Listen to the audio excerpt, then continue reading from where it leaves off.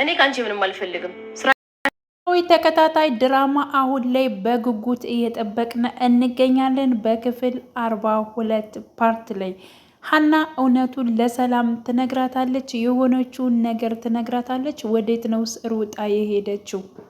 ለማንስ ልትናገር ነው የሚለው ነገር እጅግ በጣም ያሳስባል። በእርግጠኝነት ለሰላምዬ ቢሆንም የሆነ በሌላ ነገሮችን የሆነ አስመስላ ልትናገር ትችላለች እንጂ አሁን ላይ ግን በፍጹም አትናገርም።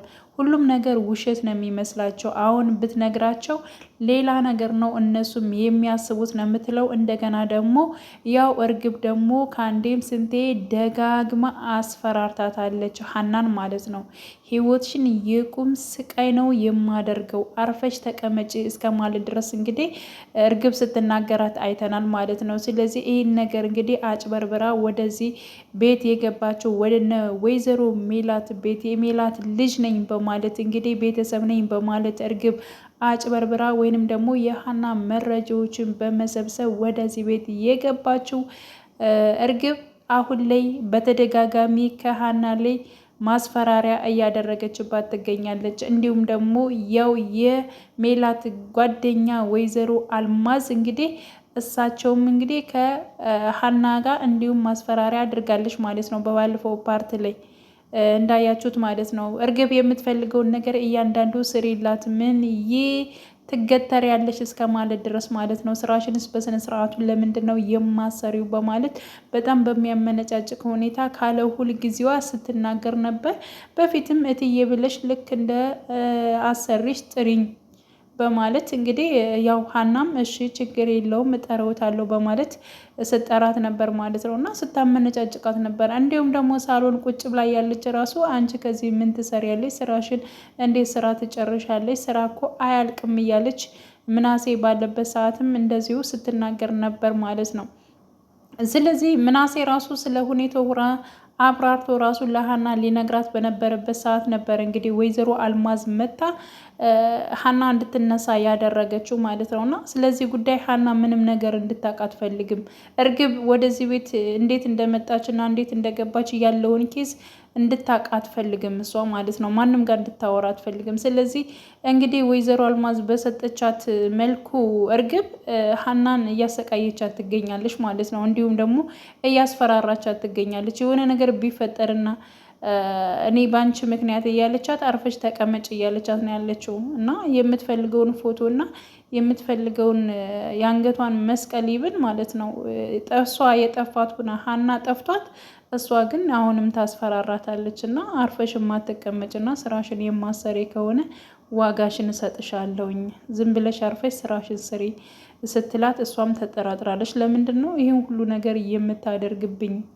ለምን ሰው እኔን ጥምድ አድርጋ እየያዘችኝ? በማለት እንግዲህ ሀና ሀሴትን ጠርጥራታለች። እሷ ከመጣች በኋላ ህይወቴ እንደዚህ ምስቅልቅል ያለው በቃ በውስጤ በጣም ያጣሁት ነገር እስከሚሰማኝ ድረስ ነው እየተሰማኝ ያለው በማለት እንግዲህ ራሷን እንትን እያለች ትገኛለች። አሁን ላይ ግን እኔ በነገራችን ላይ ፎቶውን የሀሴትን ፎቶ እንዳየች የእሷ ፎቶ መሆኑን ወይዘሮ አልማዝ ስታሳያት እንዳየች በፍጹም ወደ እነ ሰላም ቤት መልሳ ትመጣለች የሚል ግምት ሀና የለኝም ነበር። ምክንያቱም በጣም ነው ስሜቱ ከባድ ነው በነገራችን ላይ ማለት ነው።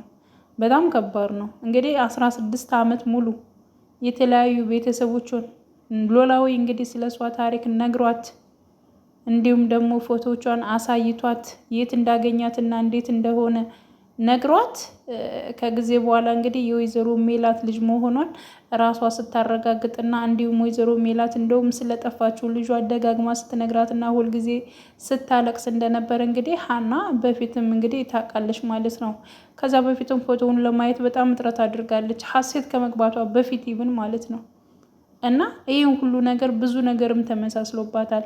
አሁን ላይ ሀና ላይ ደግሞ የሆነ ጥርጣሬ እንትን ብሎባታል ማለት ነው። ምክንያቱም እንግዲህ አባቷን ባሳከሙበት አባቷን ሐኪም ቤት በወሰዱበት ሰዓት እንግዲህ ወይዘሮ ሜላት ራሱ ለሀና አባትሽ አዲስ አልሆነብኝም፣ የሆነ ቦታ አውቀዋለሁ፣ የት እንደማውቀው ግን አላውቅም፣ ምናልባት በወጣትነቱ ጊዜ አይቼው ሊሆን ይችላል በማለት እንግዲህ ወይዘሮ ሜላት ለሀና ስትናገር ሀና ራሱ በቃ ጥርጥር አድርጋለች ማለት ነው። ነገሮቹ ሁሉ ውስብስብ ሆኖባታል። ኖላዊ አባቷ እንግዲህ እሱም ልክ እንደ ሜላት እንደ ወይዘሮ ሜላት ለአሴር የት ቦታ ነው የማውቃት ወይዘሮ ሜላትን በማለት ደረጃ ነው እንትን ያለው ማለት ነው። በእርግጠኝነት የተገናኙት እሷ ምናልባት ሌላ ቦታ ልታውቀው ትችላለች እንጂ የተገናኙት አሴር እንዲሁም ደግሞ የወይዘሮ ሜላትን ስልክ ሰርቆ ኖላዊ ሲመልስላት እሷ ከመኪና ውስጥ ነበርና በዚህ እድሜዎት እንዴት ስልክ ትሰርቃላችሁ ብላ እንደውም ስትቆጠው ነበር። እንግዲህ ሙሉ ቪዲዮውንም ወይንም ደግሞ ሙሉ ተከታታይ ድራማውን እያያችሁት ማለት ነው። ከዚያ ፓርት ላይ ስለተያዩ ነው አሁንም እሷ አውቀዋለሁ ወይንም ደግሞ እሳቸውም እሷን አውቃታለሁ ያሉት ማለት ነው። እና አሁን ላይ ሁሉ ነገር በጣም እንትን ብሎባታል ሀና ማለት ነው። ሲቀጥል ደግሞ የሰላምዬና እንዲሁም ደግሞ የሀና ደም ተመሳሳይ ነው። እንግዲህ የእሷን ህይወት ያተረፈችው ሀና ነች ማለት ነው። ደም በመለገስ ደም በመስጠት ነው የእሷን ህይወት ራሱ ልታተርፍ የቻለችው።